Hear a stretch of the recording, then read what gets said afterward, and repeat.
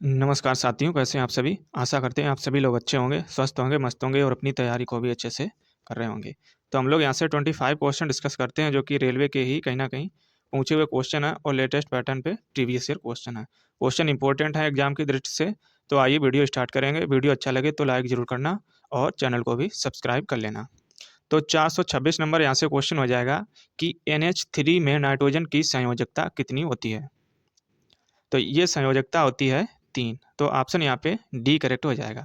तो क्वेश्चन देख सकते हैं कि आरआरबी जेईई में 2019 में क्वेश्चन पूछा गया था और NH3 ये होता है आपका अमोनिया का फार्मूला। तो इसको भी आप नोट डाउन कर लेना।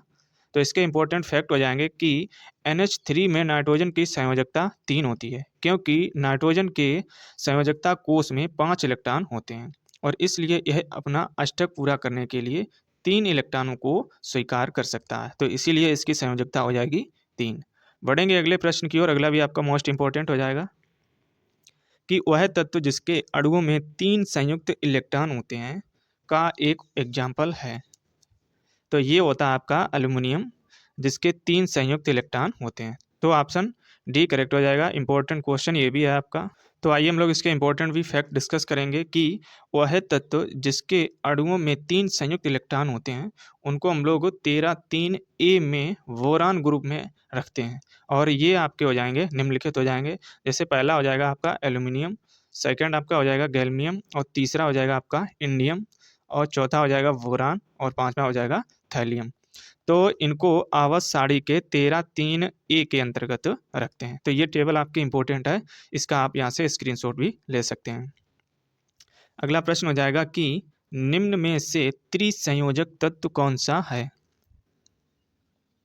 तो त्रिसंयोजक बोरान भी आपका होता है, एल्युमिनियम भी होता है और इंडियम भी होता है। तो ऑप्शन यहाँ पे आपका डी करेक्ट हो जाएगा। तो ये भी इंपॉर्टेंट क्वेश्चन है कि आवर्त सारणी के वर्ग 13 ए या समूह थर्ड ए में 5 तत्व होते हैं।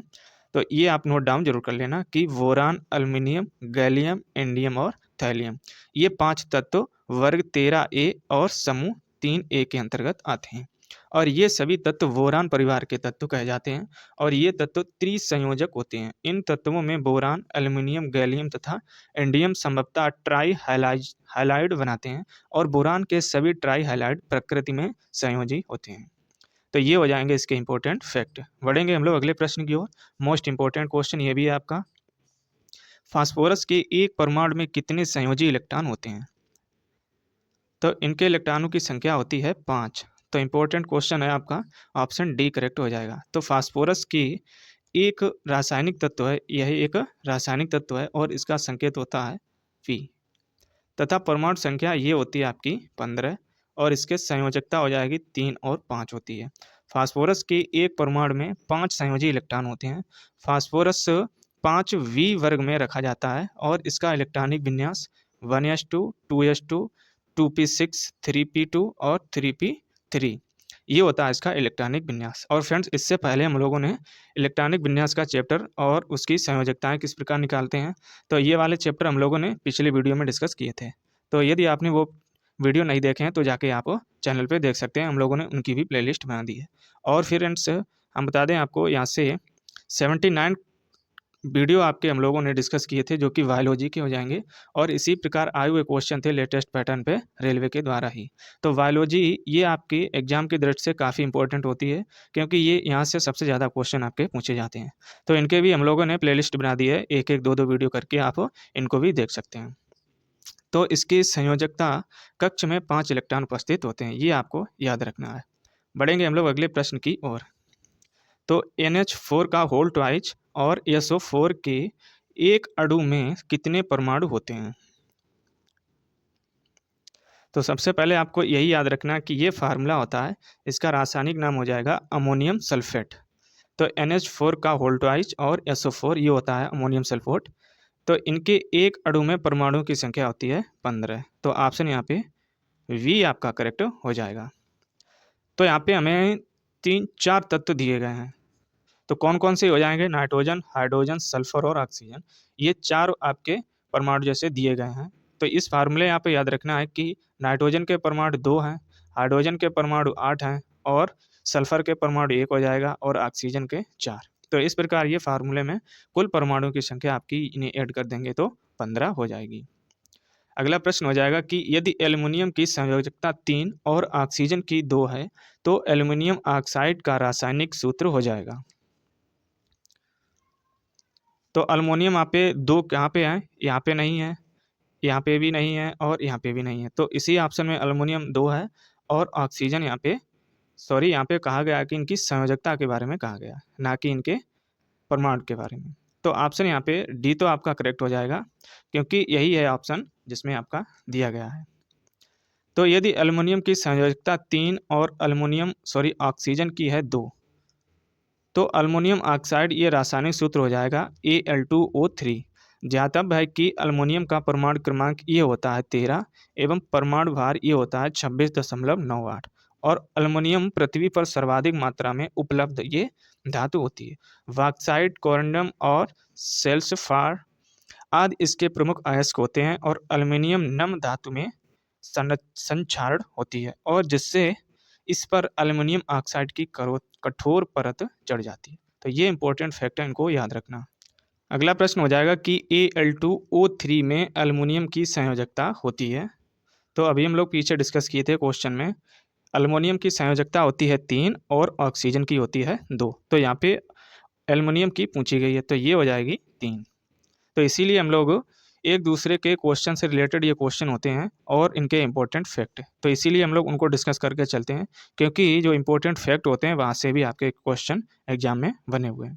अब बढ़ेंगे हम लोग अगले प्रश्न की ओर कि एक तत्व ए फार्मूला A3O4 के साथ ऑक्साइड बनाता है, तत्व ए की संयोजकता यहाँ पे क्या होगी, जो ए तत्व यहाँ पे दिया गया है। तो इसकी संयोजकता ये हो जाएगी आपकी 4। तो इम्पोर्टेंट क्वेश्चन ये भी हो जाएगा, रेलवे एंड टेक्नीशियन में ये आपका पूछा गया था। तो इसका रासायनिक सूत्र ये हो जाएगा A3O4 में तत्व ए की संयोजकता 4 होगी और ऑक्सीजन की 3 होती है। अगला प्रश्न ये भी मोस्ट इंपॉर्टेंट हो जाएगा कि कार्बन डाइऑक्साइड में कार्बन की संयोजकता कितनी होती है। तो इसकी संयोजकता ये होती है 4। तो ऑप्शन वी करेक्ट हो जाएगा। तो कार्बन डाइऑक्साइड इसका फार्मूला होता है CO2, जीवन के लिए आवश्यक गैस है जो पृथ्वी पर प्राकृतिक रूप से पाई जाती है और यह पृथ्वी के वायुमंडल में गैस आयतन के हिसाब से लगभग 0.03% होती है। तो यहाँ पे कुछ इस प्रकार आपको स्ट्रक्चर दी गई है कि O+C+O। तो यहाँ पे ये स्ट्रक्चर दी गई है, तो O2 हो जाएगी और C हो जाएगी। तो यहाँ पे ये डबल बॉन्ड जुड़े हुए हैं इनसे। तो कार्बन डाइऑक्साइड का निर्माण ऑक्सीजन के 2 परमाणुओं तथा कार्बन के 1 परमाणु से मिलकर होता है और सामान्य ताप व दाब पर यह गैसीय अवस्था में रहती है। यह एक ग्रीन हाउस गैस है। तो CO2 को हम लोग ग्रीन हाउस गैस भी कहते हैं और कार्बन डाइऑक्साइड में कार्बन 2 ऑक्सीजन परमाणुओं से क्रमशः 2-2 इलेक्ट्रॉन की साझेदारी करते हैं और संयोजक बंध भी बनाते हैं। अतः कार्बन की संयोजकता इस प्रकार कितनी हो जाएगी, 4। 2 इधर से 2 इधर से, तो इस प्रकार इसकी संयोजकता कुल 4 हो जाती है। बढ़ेंगे हम लोग अगले प्रश्न की ओर। अगला भी आपका मोस्ट इंपॉर्टेंट हो जाएगा कि प्रायः धनावेशित तत्वों की संयोजकता होती है। तो ये ज़्यादातर होती है 1, 2 और 3। तो ऑप्शन यहाँ पे डी आपका करेक्ट हो जाएगा। ग्रुप डी 2018 में जो एग्जाम हुआ था, यहाँ से क्वेश्चन आपके पूछे हुए थे। और फ्रेंड्स हम आपको बता दें कि रेलवे सबसे ज़्यादा अपने प्रीवियस ईयर क्वेश्चन रिपीट करती है, तो इस हिसाब से ये मोस्ट इंपॉर्टेंट क्वेश्चन हो जाएंगे कि ये रेलवे के द्वारा ही पूछे हुए क्वेश्चन है। तो इसीलिए आपको एक एक क्लास में रेगुलर रहना है और पिछली अभी तक जो भी आपने क्लासें नहीं देखी हैं तो चैनल पे जाके देख सकते हैं, क्योंकि उन पीछे वाली क्लासों का ही आगे यूज रहता है।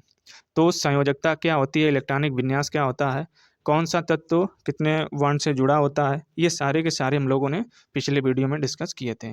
तो एक एक करके आप पीछे वाली भी क्लासें देख सकते हैं। तो इसके इंपॉर्टेंट फैक्ट हो जाएंगे कि तत्वों के परमाणुओं द्वारा साजित इलेक्ट्रॉनों की संख्या इसकी संयोजकता कहलाती है। इसे परमाणु की संयोजकता या संयोजन क्षमता भी कहते हैं। एग्जाम्पल के लिए हो जाएगा कि क्लोरीन परमाणु केवल एक संयोजक इलेक्ट्रॉन को साझा कर सकता है, अतः इसकी संयोजकता इस प्रकार आपकी हो जाती है 1। और ऑक्सीजन 2 इलेक्ट्रॉन साजित करता है, अतः इसकी संयोजकता ये आपकी हो जाती है 2। और नाइट्रोजन 3 संयोजक इलेक्ट्रॉनों का साझा करता है, तो इसलिए इसकी संयोजकता हो जाती है 3। कार्बन 4 संयोजी इलेक्ट्रॉनों को साझा कर सकता है, इसीलिए इसकी संयोजकता हो जाएगी आपकी 4। प्रायः धनावेशित तत्व जैसे हो जाएंगे सोडियम, मैग्नीशियम, एल्युमिनियम, तो ये होते हैं आपके धनावेशित तत्व जिनकी संयोजकता 1, 2 और 3 हो सकती है। बढ़ेंगे हम लोग अगले प्रश्न की ओर।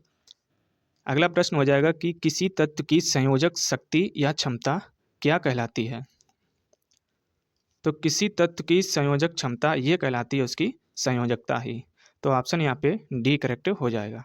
तो इम्पोर्टेंट क्वेश्चन है आपका ये भी कि तत्वों की संयोजन शक्ति को संयोजकता कहते हैं। किसी तत्व की संयोजकता एक संख्या है जो किसी तत्व के एक परमाणु द्वारा हाइड्रोजन के परमाणुओं के सहयोग से करने की क्षमता को प्रदर्शित करती है। जैसे हो जाएगा आपका जो जल का फार्मूला होता है, इसमें ऑक्सीजन का परमाणु हाइड्रोजन के 2 परमाणुओं से सहयोग करता है, इसीलिए ऑक्सीजन की संयोजकता हो जाती है 2। तो ये आपके इंपॉर्टेंट क्वेश्चन हो जाएंगे, इनको नोट डाउन जरूर करते रहना। अगला प्रश्न हो जाएगा क्योंकि कार्बन चतुर संयोजक होने के कारण और उसके सह संयोजक बंध बनाने के कारण कार्बन किसको दर्शाता है। तो ये दर्शाता है हमेशा श्रृंखला बंधन। तो ऑप्शन डी करेक्ट आपका हो जाएगा। तो कार्बन में मौजूद या मजबूत और स्थिर इंटरकनेक्टिव कार्बन सिंगल बॉन्ड सी या कार्बन बॉन्ड बहुत ही लंबी श्रृंखला बनाने की क्षमता रखते हैं, क्योंकि कार्बन चतुर संयोजक होने के कारण इनके सह संयोजक बंध बनाने के कारण श्रृंखला बंधन की क्रिया दर्शाते हैं। तो ये हो जाएंगे इसके इंपॉर्टेंट फैक्ट। अगला प्रश्न मोस्ट इंपॉर्टेंट हो जाएगा कि निम्नलिखित में से कौन सा विकल्प सह संयोजक यौगिक का गुण नहीं है। तो ये कल वाली क्लास में हम लोगों ने डिस्कस किया था। यदि आपने कल वाली क्लास नहीं देखी है तो इसका आप आंसर नहीं देख पाएंगे, और कल वाली क्लास आपने देख रखी है तो आप इसका आंसर 1 सेकेंड नहीं लगेगा, आप इजीली कर पाएंगे। तो सहसंयोजी यौगिक का गुण ये आपका हो जाएगा उच्च गलनांक और क्वथनांक। तो ये नहीं होता है, ऑप्शन यहाँ पे वी करेक्ट हो जाएगा। यहाँ पे पूछा गया कि गुण नहीं है। तो सहसंयोजक आबंध युक्त यौगिक को सहसंयोजक यौगिक भी कहते हैं, और सहसंयोजक यौगिक परमाणुओं के बीच इलेक्ट्रॉनों के साझे द्वारा बनते हैं। इनके गुण निम्नलिखित हो जाएंगे, जैसे इनका निम्न गलनांक और क्वथनांक होता है, ना कि उच्च होता है, और ऊष्मा और विद्युत के कुचालक होते हैं। जल में अविलय और कार्बनिक विलायकों में विलय होते हैं, इसलिए ये इनका उच्च गलनांक और उच्च क्वथनांक सहसंयोजक गुण नहीं होता है। कितना होता है इनका, निम्न होता है, ना कि उच्च होता है। तो इसीलिए ऑप्शन वी आपका बाहर हो जाएगा। बढ़ेंगे अगले प्रश्न की ओर। अगला भी मोस्ट इंपोर्टेंट हो जाएगा कि सहसंयोजक यौगिक होते हैं तो ये आपके होते हैं कि जुड़ने वाले परमाणु में इलेक्ट्रॉनों की साझेदारी द्वारा बनते हैं। तो ये भी सही हो जाएगा। और सी है कि विद्युत के कुचालक होते हैं, ये भी सही है। गलनांक क्वथनांक निम्न होता है, ये भी सही है। अतः ऑप्शन यहाँ पे वी आपका करेक्ट हो जाएगा। तो ये सभी आपके फैक्ट होते हैं सहसंयोजी यौगिक से रिलेटेड। तो क्वेश्चन आपका 2019 में जेई में पूछा गया था। अगला भी प्रश्न आपका जेई में 2019 में पूछा गया था कि सहसंयोजक बंध में 2 परमाणुओं के बीच क्या बनता है। तो ये आपके इलेक्ट्रॉनों की साझेदारी करते हैं 2 परमाणुओं के बीच, यही होता है सहसंयोजक बंध। तो ऑप्शन डी करेक्ट आपका हो जाएगा। अगला प्रश्न हो जाएगा कि सहसंयोजी आबंध के 2 परमाणुओं के बीच आबंधों की अधिकतम संख्या कितनी हो सकती है। तो ये संख्या मैक्सिमम आपकी 3 तक हो सकती है। तो ऑप्शन वी करेक्ट आपका हो जाएगा। तो कार्बनिक यौगिकों में विद्यमान तत्व सह संयोजक होते हैं, और इन कार्बनिक यौगिकों में कम से कम 2 कार्बन परमाणु एक दूसरे से युग्म बंध या त्रिक बंध द्वारा जुड़े होते हैं। जैसे हो जाएगा एथिलीन में युग्म बंध तथा एसिटिलीन में त्रिबंध होते हैं तथा ये निम्नवत हैं। तो यहाँ पे कुछ इस प्रकार स्ट्रक्चर दी गई है आपकी, एक तरफ हो जाएगी एथिलीन की और एक तरफ हो जाएगी एसिटिलीन की। तो ये स्ट्रक्चर से आप देख सकते हैं, एक तरफ युग्म बंध और एक तरफ त्रिक बंध यहाँ पे दिए गए हैं ये। तो ये जो फार्मूले हैं इनको भी साथ साथ नोट डाउन करते रहना। अगला प्रश्न हो जाएगा कि क्यूपरस ऑक्साइड में कॉपर की संयोजकता क्या होती है। तो कॉपर की संयोजकता ये होती है 1। तो इंपॉर्टेंट क्वेश्चन ये भी आपका हो जाएगा। तो क्यूपरस ऑक्साइड सबसे पहले यही है कि इसका फार्मूला आपको नोट डाउन कर लेना है। तो ये होता है Cu2O। ये क्यूपरस ऑक्साइड या कॉपर ऑक्साइड का फार्मूला होता है, जिसमें कार्बन की संयोजकता 1 होती है, जबकि क्यूपरस ऑक्साइड में कॉपर की संयोजकता 2 होती है। और कॉपर एक संक्रमण धातु है, अतः यह परिवर्ती अक्षीय कर्ण अवस्था को प्रदर्शित करता है, अतः इसकी दो संयोजकताएं +1 और +2 होती हैं, जिसमें संबंधित परमाणु क्यूप्रस जिसमें +1 संयोजकता होती है और क्यूप्रिक जिसकी 2 संयोजकता होती है। अगला प्रश्न हो जाएगा कि निम्नलिखित में से किस तत्व में 3 संयोजी इलेक्ट्रॉन होते हैं? तो ये तत्व होता है आपका अल्युमिनियम, जिसमें 3 संयोजी इलेक्ट्रॉन पाए जाते हैं। तो संयोजकता एक संख्या है जो यह प्रदर्शित करती है कि कोई परमाणु कितने इलेक्ट्रॉन प्राप्त करता है या खोजता है या साझा करता है। तो एल्युमिनियम तत्व में 3 संयोजी इलेक्ट्रॉन होते हैं और चांदी की संयोजकता 1 होती है, जबकि सोने की संयोजकता ये होती है 1 या 3 भी हो सकती है। कैल्शियम की संयोजकता ये होती है 2। तो यही क्वेश्चन है जो बार बार आपके रिपीट होते रहते हैं, इनकी आपको एक लाइन में नोट डाउन करते रहा करें। अगला प्रश्न हो जाएगा कि मैग्नीशियम की परमाणु संख्या 12 है, तो इसकी संयोजकता आपको बतानी है। तो मैग्नीशियम की ये संयोजकता हो जाएगी आपकी 2, वो भी +2 हो जाएगी यहाँ पे। तो इस प्रकार के क्वेश्चन आप देख सकते हैं कि यदि आप 2 याद रखेंगे और यहाँ पे ऑप्शन वी भी दिया गया है -2, तो ये नहीं होगा, आपका +2 वाला हो जाएगा। तो चिन्ह का भी विशेष तौर पे आपको याद रखना है। तो मैग्नीशियम का परमाणु संख्या ये होती है 12 और इसका इलेक्ट्रॉनिक विन्यास 2, 8 और 2 होता है। तो किस प्रकार इलेक्ट्रॉनिक विन्यास करते हैं ये हम लोगों ने पिछले वीडियो में डिस्कस किए थे। तो पिछली क्लासों को आप रेगुलर करते रहना है, यदि आपकी छूटी हुई हैं तो उनको भी पहले करें। तो बाहरी कोश में इसके 2 इलेक्ट्रॉन हैं जो मैग्नीशियम से निकलकर Mg2 पॉजिटिव आयन में बदल जाते हैं, अतः यही इसकी संयोजकता हो जाती है। अगला प्रश्न हो जाएगा कि अमोनियम में नाइट्रोजन की संयोजकता होती है। तो ये संयोजकता होती है आपकी 3। इंपॉर्टेंट क्वेश्चन है ये भी। तो परमाणुओं द्वारा साझा किए गए इलेक्ट्रॉनों की संख्या ये इसकी संयोजकता कहलाती है और इसे परमाणु की संयोजन क्षमता भी कहते हैं। अमोनिया का फार्मूला सी ये होता है आपका NH3, जिसमें नाइट्रोजन की संयोजकता ये हो जाती है 3। बढ़ेंगे हम लोग अगले प्रश्न की ओर, जो कुछ आपकी स्ट्रक्चर दी गई हैं कि एक सहसंयोजक अणु नहीं है। तो यहाँ पे पिछले जो भी आपने सीखा था सहसंयोजक यौगिक से या अणु से, उनको यहाँ पे प्रयोग करना है। तो किसमें सहसंयोजक अणु नहीं है? तो ये हो जाएगा आपका ऑप्शन ए यहाँ पे। तो कैल्शियम और एक तरफ ऑक्सीजन यहाँ पे दिया गया है। तो H2O और NH3 तथा CCl4 में सहसंयोजक अणु हैं, जबकि आपके CaO ये हो जाएगा कैल्शियम ऑक्साइड में विद्युत संयोजक अणु है और एक या एक से अधिक इलेक्ट्रॉनों के एक परमाणु से दूसरे से पूर्ण स्थानांतरण के परिणाम स्वरूप परमाणुओं के बीच गठित रासायनिक बंध को आयनिक या विद्युत संयोजक बंध कहते हैं और ऐसे पाए जाने वाले अणुओं को विद्युत संयोजक अणु कहते हैं। तो यहाँ पे कुछ इस प्रकार रिएक्शन दी गई है कि NaCl ये होता है साधारण नमक का सोडियम क्लोराइड का, जिसमें आपके Na पॉजिटिव और Cl नेगेटिव यहाँ पे कुछ इस प्रकार विद्युत संयोजन अणु जुड़े हुए हैं।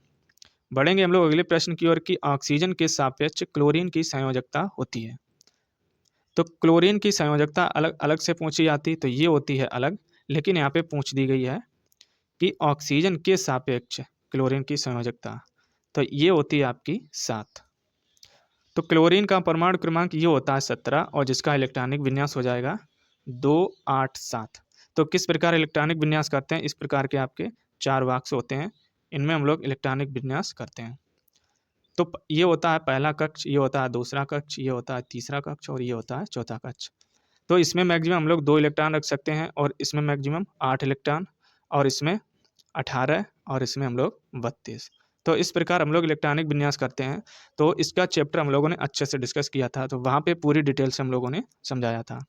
तो ये होता है क्लोरीन का इलेक्ट्रॉनिक विन्यास, जिसमें 7 संयोजी इलेक्ट्रॉन हैं और सबसे बाहरी सेल या कोष जिसमें ऑक्टेट पूरा करने के लिए इलेक्ट्रॉन की आवश्यकता होती है।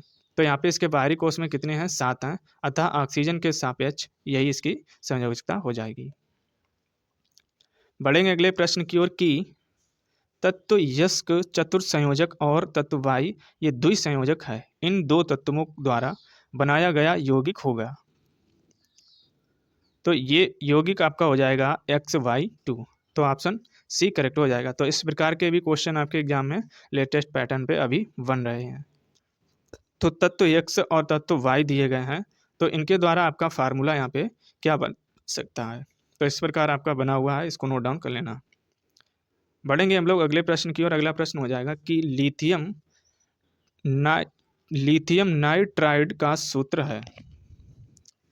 तो इस प्रकार के आपके क्वेश्चन डायरेक्टली भी एग्जाम में पूछे जा सकते हैं फार्मूला से रिलेटेड, तो इसीलिए आपको फार्मूले भी आपको याद रखना है। तो लिथियम नाइट्राइड का फार्मूला ये होता है Li3n। तो सी ऑप्शन इसका करेक्ट आपका हो जाएगा। तो लिथियम नाइट्राइड ये एक यौगिक होता है जिसका फार्मूला L3n है और यह एकमात्र स्थिर क्षार धातु नाइट्राइड है। तो ये आपका मोस्ट इंपॉर्टेंट पॉइंट हो जाएगा। तो इस प्रकार के पॉइंट आप नोट डाउन जरूर करते रहा करें। बढ़ेंगे हम लोग आज के लास्ट क्वेश्चन की और। आज का लास्ट क्वेश्चन हो जाएगा कि गलत मिलान का चयन करें। तो कौन सा गलत मिलान है ये आपको बताना है। तो एक तरफ उनके तत्व और एक तरफ उनकी संयोजकताएं दी गई हैं।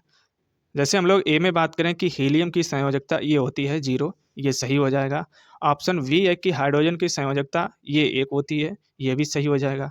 और कार्बन की ये संयोजकता 4 होती है, ये भी सही हो जाएगा। लेकिन ऑक्सीजन की ये संयोजकता 1 नहीं होती है, कितनी होती है? 2 होती है।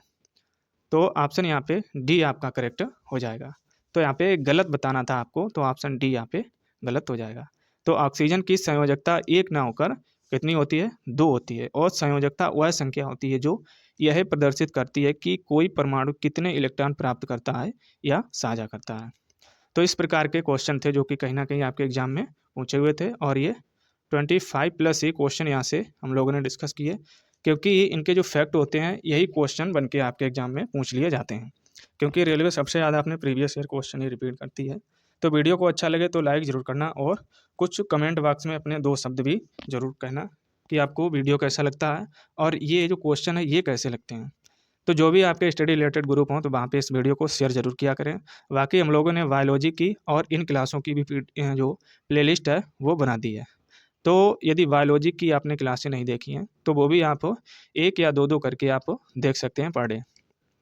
चलिए मिलेंगे हम लोग एक नई वाली क्लास में। जय हिंद।